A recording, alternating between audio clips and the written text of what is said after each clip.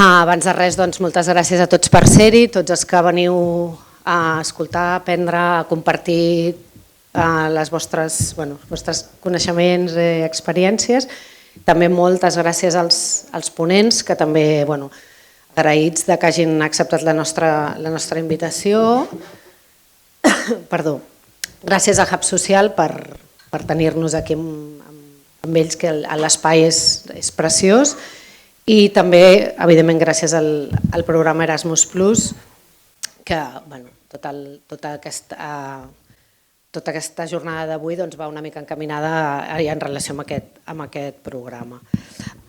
Res, sense ànims de fer molt de rotllo, perquè suposo que tothom sap el que és el Housing First, només una miqueta d'intro, mini-intro, i després ja, evidentment, els ponents aniran explicant les diferents temàtiques. Perdó, no estic acostumada a parlar amb micro mai, aviso.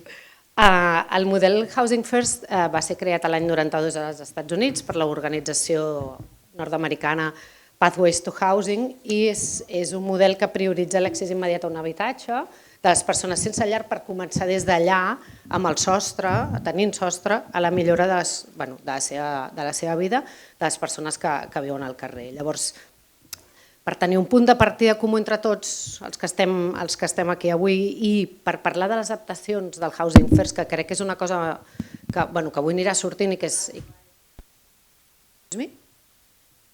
Algú ha dit alguna cosa? M'agradaria recordar els principis fonamentals del Housing First, que es basen en que l'habitatge és un dret humà, l'elecció i el control que tenen les persones usuàries directament, la separació d'habitatge i tractament, l'orientació a la recuperació, la reducció del dany, el compromís de les persones sense cap coerció, la planificació centrada en la persona i el suport flexible i disponible durant el temps necessari. Això és molt rellevant, ja ho anirem veient durant la jornada. El que us comentava al principi, la jornada avui s'emmarca en el projecte Adapting Housing First Innovation Housing Staff, que és un programa de l'Erasmus+, que ens permet estar avui i fer la formació i intercanvi cofinançat per la Unió Europea, i en el qual hi participen, i que després tindrem de ponents persones d'aquestes organitzacions, l'entitat irlandesa Sofia, la Y Foundation, espero dir-ho bé, perquè no sé si es pronuncia així, de Finlàndia, i el projecte Housing First Berlin. En aquest projecte del Housing First de l'Erasmus+, estem analitzant les diferents adaptacions del Housing First que s'estan donant als diferents estats europeus. I, evidentment, després, a la segona part de la jornada, parlarem de com s'està adaptant, si és veritat que s'està implementant a Catalunya, com, o des de Catalunya, Barcelona, arrels, etc. Tindrem una mirada més catalana, però inicialment tindrem aquesta mirada més general de com ens arriba el Housing First a Europa, i després de les diferents projectes que us he dit des d'Europa baixarem a la terra i veurem els projectes pràctics en si com estan funcionant. En aquest sentit, arrels, durant aquests mesos de maig, juny i juliol, volem anar contactant amb diferents entitats i administracions de tot l'estat espanyol per també saber una mica què estan fent i com han començat a desenvolupar-lo. Llavors, ara seria el moment que hauríem de donar pas al senyor Lluís Torrents perquè ens presentés la jornada, però no hi és, i donarem pas al Ferran Busquets, que és el director d'Arrels. Ferran? Estic improvisant una mica, però en principi arribarà ara mateix la persona que us havia donat la benvinguda.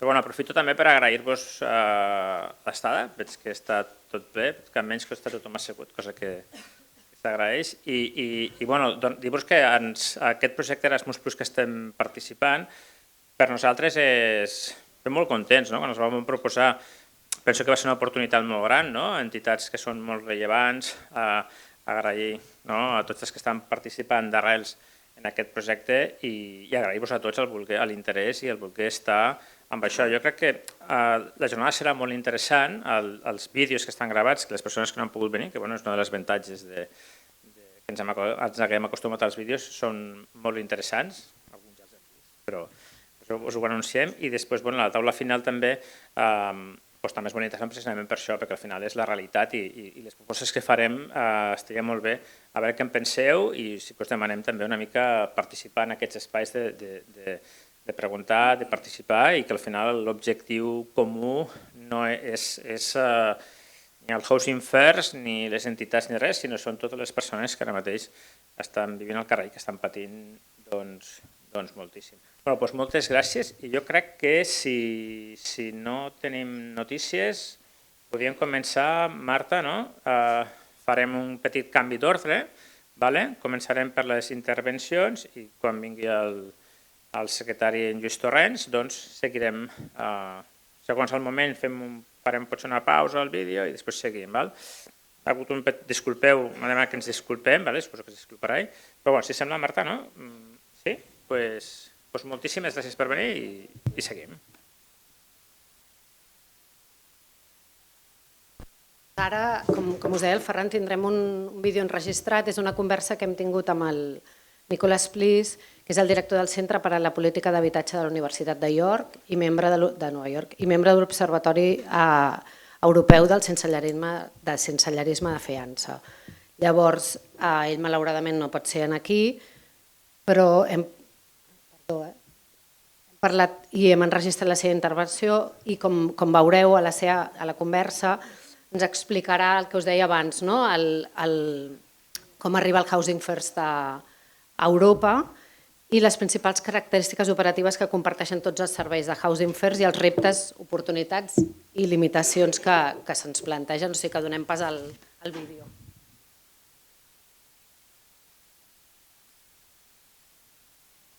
Hello, everybody, and thanks very much for inviting me to the conference. I'm Nicholas Pleace. I'm Director of the Centre for Housing Policy at University of York, and I'm a member of the European Observatory on Homelessness, which operates under the auspices of FIENSA, the European Federation of Homelessness Organisations.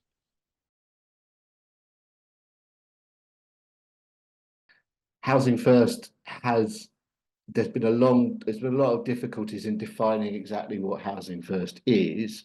And one of the problems around defining Housing First has always been that it has to adapt to what the social protection, health, housing and other systems in each country are.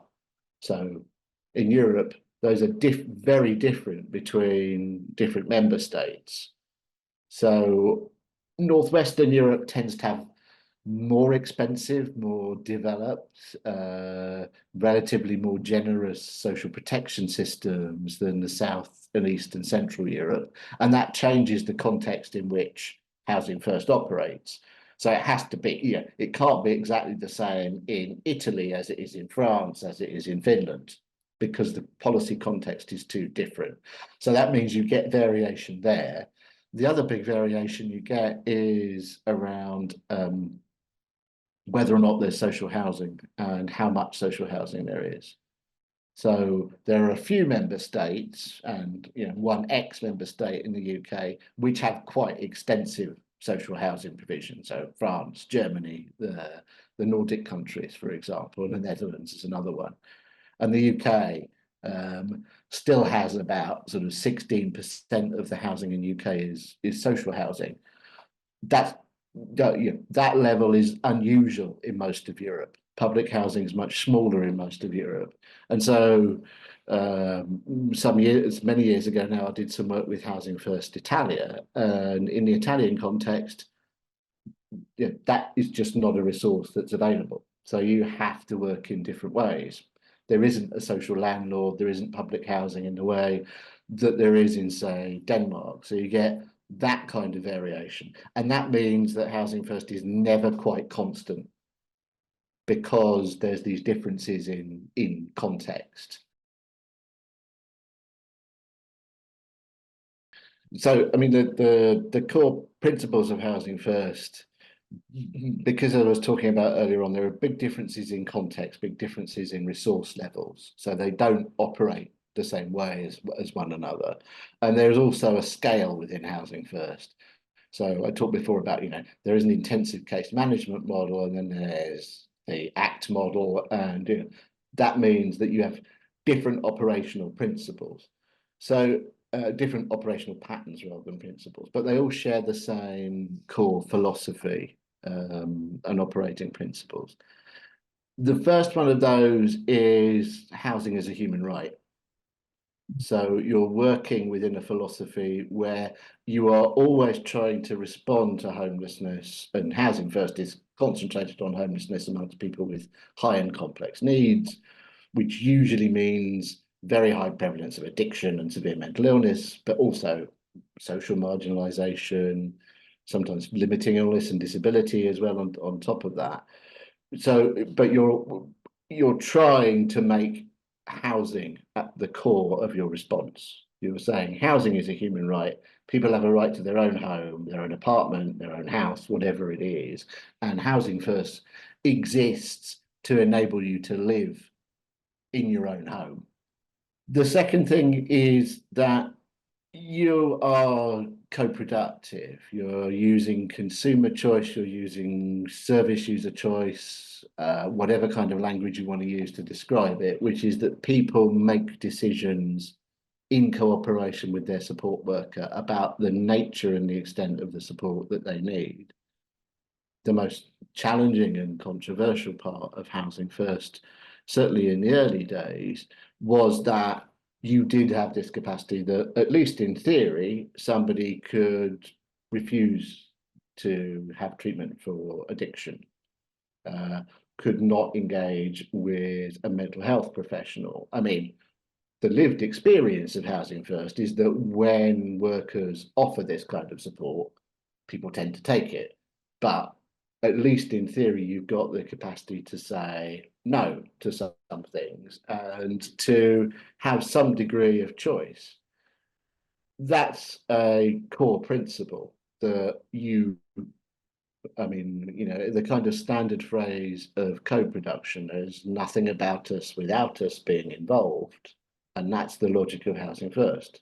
So the care plan, the support is something that's always a negotiation between the person receiving the support and the person giving the support. The third thing is that you are doing things with people rather than to people. And that probably is encapsulated in the focus on harm reduction rather than abstinence within Housing First services. So you're not saying your support from Housing First is conditional on you stopping drinking, stopping smoking pot, stopping taking methamphetamine, whatever it is you're doing. But the worker is always there to try and reduce harm. And that means that there's an assertive element within it, in the sense that it's not passive, that while you're saying you can keep using drugs and using the service, the worker is always saying, you can keep taking that, but is taking that a good idea? Would you like help with that? Would you like support with that? So you are not doing things to people, but you are assertive in the sense of trying to do things to reduce harm.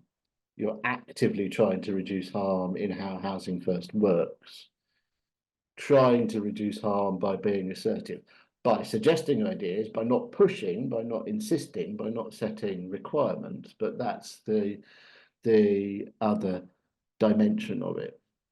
And then the final thing that I'd emphasize is that support is not time limited.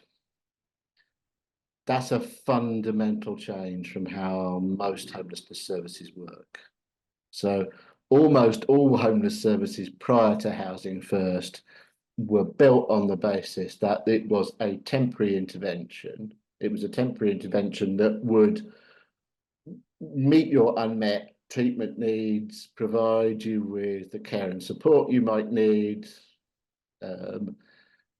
and do things that would modify your behavior, that would stabilize you and mean that you're able to cope on your own in your tenancy.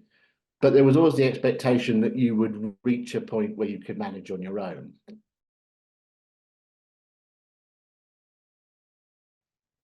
this is slightly problematic because you don't have absolute consensus around what the model should be. And like I was talking about before, the model can't be constant because of variations in social protection policy, public health, whether or not there's social housing, how much there is, cultural differences as well, expectations. You know, people have, even have in the European context, they have different ideas about what being housed means, what housing means, what home should look like. And that's partly a kind of cultural response. So, you know, it's, for example, the expectation that younger people will tend to live independently or semi-independently by the time they're in their early 20s in Northwestern Europe. And that's quite different from what the expectation is in some other parts of Europe. But also, you know, differences as to whether or not your grandparents will be living with you and that kind of thing. So there's all these kind of variations. So it can never be the same, at least because there has to be some adaptation of the core model.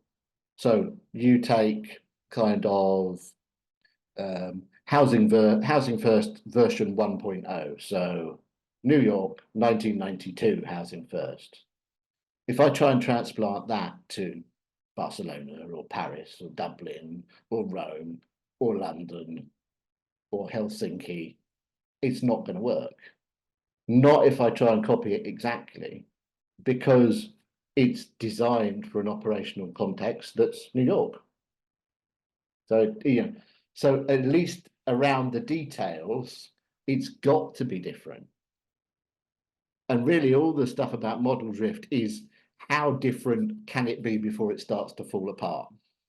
And that's a difficult question to answer. It kind of boils down to two things. The first thing is, how important is the operational detail? So how much do you have to copy the detail of Housing First 1.0 from New York 1992? And how much is it about philosophy, ethos, and approach, and the attitude that you have towards the people that you're supporting? You can see that, I mean, my own view would be that you can probably change a lot about the operational characteristics and the detail of the operational characteristics. And you need to, because, you know, the welfare system's not the same, the public health's not the same, the housing's not the same, and all of that. But that when you start messing with the core ideas, with the philosophy, then model drift becomes significantly important. And that's when it starts to become problematic. You can, yeah, and once you start messing with those core ideas that I was talking about before, then it stops being housing first. It doesn't stop being housing first if it's having to operate differently because, so one of the weirdest things I ever heard was somebody saying it's not housing first if it doesn't use the private rented sector, because the American originally used the private rented sector, which is crazy. I mean, if you've got social housing, you would use social housing because, I mean, you know, there are multiple reasons to do that. Social housing is going to cost you a lot less. It's probably going to be bigger and a better standard than the equivalent in the private rented sector, and it's going to offer greater security of tenure. You know, if anything, you want a social housing supply to make Housing First work well. So it's crazy to say because the American original was private rented sector, you should only use the private rented sector. And you know, you could say, I mean, something I do with students is you can watch Finnish homelessness fall very rapidly over the years as this Housing First, the Finnish version of Housing First is introduced. But there is also another line, which is the Finns building a dedicated social housing supply for homeless people, and the Y Foundation doing that. So they don't just introduce Housing First, they start building a housing supply to deliver it. So it's those kinds of things. So it's about philosophy and about ethos and about not breaking that down. The tension across all of that is resources. really it's difficult for much of the EU, for most EU member states, to afford housing first in the sense that it operates in, say, France or Canada, as the kind of full version with multidisciplinary teams attached to it. So kind of ICM ACT model. So you do come under pressure around model drift because you've got differences in context, but also because you've got differences in budget. The biggest challenge is probably strategic integration. Now, on some levels, that's going to should get easier because of the European platform to combat homelessness, because that's introducing a lot of quite important principles around having a integrated, inclusive and preventative homelessness strategy. Now, a lot of the language in EPOC is around people sleeping rough and street homelessness and the kind of extremes of homelessness. But at the same time, the idea that strategy should be preventative, integrated and housing led, strongly influenced by Finnish and by other practice where homelessness levels have been brought right down. That's makes the context for housing first potentially a bit easier. At the minute, and I think it's not just a problem in some countries, but in most places like France, sticking with the example of France, where France has said, right, we've piloted housing first, demonstrated effectiveness, there is now a national strategy of housing first. It's got core funding, it's got strategic integration, it's being rolled out as part of national homeless policy. There are a lot of housing first projects that have developed on an ad hoc basis, that have developed with a lot of NGOs, charities, faith-based organisations, social landlords building their own housing first, but not with that degree of strategic integration. And the risk for housing first is, like I was saying earlier on, we've got into a context in the UK where housing first is good and it's effective, but it's not sufficiently connected up to everything else. It's operating in relative isolation. So, for example, it's difficult to refer people down to other services when support needs drop. It's difficult to refer people up to other services when support needs reach a point, as they sometimes do, where housing first can't cope with them. The risk for housing first is that it's not strategically integrated and that it's a lot of isolated kind of show projects and it doesn't become mainstream strategy. So if you were describing homelessness services in Europe now, most of it's not housing first. I mean, obviously, most of it's not housing first. And you look at Europe as a whole, there's probably more shelters than there are anything else. You know, that's less true in northwestern Europe than it is in some other parts of the EU. But even in northwestern Europe, there are still shelters, there's still emergency accommodation, there's still a large amount of other services. And what there isn't is this kind of strategic integration of housing first within a much wider integrated homelessness strategy. So, a difference between Finland and a lot of other member states is that the Finnish strategy, the municipalities are involved, public health is involved, criminal justice is involved, the mental health services are involved, the homeless sector is on board, everybody's collaborating, everybody's cooperating, and they're doing so within a shared framework. So at least in theory, the response that happens if you become homeless in Helsinki, and I'm trying desperately to think of another city in Finland, but if you become homeless in another city in Finland, the response will be not dissimilar to the one that you'll get in Helsinki. same kinds of services, same role for housing first type services everywhere. In somewhere like France, you do have a clearly defined integrated national programme, but at the same time, it's not all working together in quite the same way. So France has a highly developed housing first service, and France probably has the biggest problem around expenditure on temporary accommodation in the EU at the same time.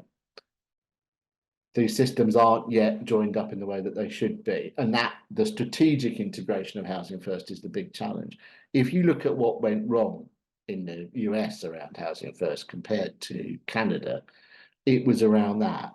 Housing First was a series of successful demonstration projects, but it never really became mainstream in terms of how many states and cities were responding to homelessness. It was always at one side, and the mainstream systems were not being altered alongside it.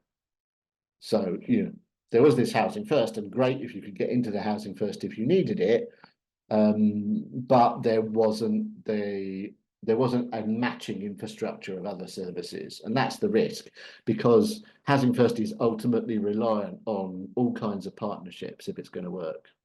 It needs a housing supply. It needs good connections to mental health. It needs good connections to addiction. It needs good connections to social work. It needs good relationships with criminal justice, because it is reliant on those relationships with other services, partly because it can't do everything itself, but also in terms of, if it's going to work effectively, where are the referrals going to come from? So if somebody is got high and complex needs and is homeless, and they keep turning up at the A&E, at the emergency room at the hospital, they're there 50, 60, 70 times a year.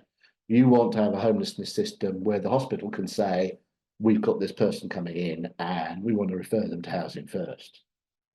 You need to have the same thing if, and it might be, it sometimes and quite often is the same, can be the same person, gets arrested 40, 50 times a year for public nuisance, and you want the police to be able to say this person needs housing first. So it's about that systems integration. The risk is if that doesn't happen, and the barriers to that are partly financial, they're partly cultural and historical. I mean, it's quite difficult for us to internalize the idea that homelessness isn't the fault of the person who's experiencing it.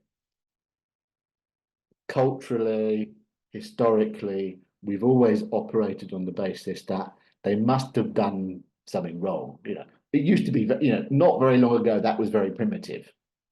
That, you were homeless because you were addicted and you were a criminal, or so you had these what Teresa Gowan calls, homelessness is responded to as sin, addiction, or sickness, mental health. Our understanding has become more sophisticated in terms of systems like Housing First and more integrated strategies, and in terms of how we talk about homelessness as research. But if you look at where policy is, it's not in the same place. I mean, that's why EPOC might be very important in terms of changing the way in which we respond to homelessness. So there's a lot of historical, cultural stuff to overcome. And that can mean that politically, it's quite difficult to sell. In terms of communication with mass media, social media, it's quite difficult to tell, because in some senses, you have to change attitudes around who homeless people are and what's happened to them in order to really make the argument for housing first. And the way I talk about it with students is, you have to start on the principle that homeless is the same thing as human, and that there's not a difference in who people are and what they need, and that they, it goes back to this idea that housing is a human right, and that people experiencing homelessness are human beings, and you proceed on that basis, and you try and get past all this kind of history and cultural baggage. But that was a big obstacle when Housing First was being introduced in the US. It continues to be an obstacle now, you know. At the same time, a lot of progress has been made in the last decade. Housing First is on the agenda all over Europe in a way that I find quite surprising. I mean, I became a convert to Housing First because I was skeptical at first. If I'm completely honest about it, I was skeptical partly just because it was American, and you know they don't have a great tradition of social and welfare policy in the States. So I think there's been a lot of progress at the same time. You know, it really helps that it is highly effective, and that overcomes a lot of the objections to it. I think you need to be very careful about talking about cost would be the other thing I've just finished with, really, which is, you know, a big mistake that was made in the States was to tell people that Housing First would always be cheaper than existing systems. I think you can make an argument it's more cost effective. So, you know, every euro spent on a Housing First type intervention is probably going to end more homelessness than a euro spent on the older systems of responding to homelessness. So you can say that, you know, but it's dangerous from the American experience, it's dangerous to say because you have Housing First, you can spend less on homelessness overall, because it's not necessarily cheaper. So that was something my colleague Dennis Carhane found in the States, you know, in the late 2000s, and started to actually say that, started to say, you know, this is a dangerous argument to say you're going to start saving money because it's more effective. It's better to say, you know, it is more effective for the money that you're spending, and that's a key thing as well. So kind of getting across that effectiveness and the cost effectiveness is important too. Thanks very much for your attention. I'm sorry I've not been able to come along in person to your conference today.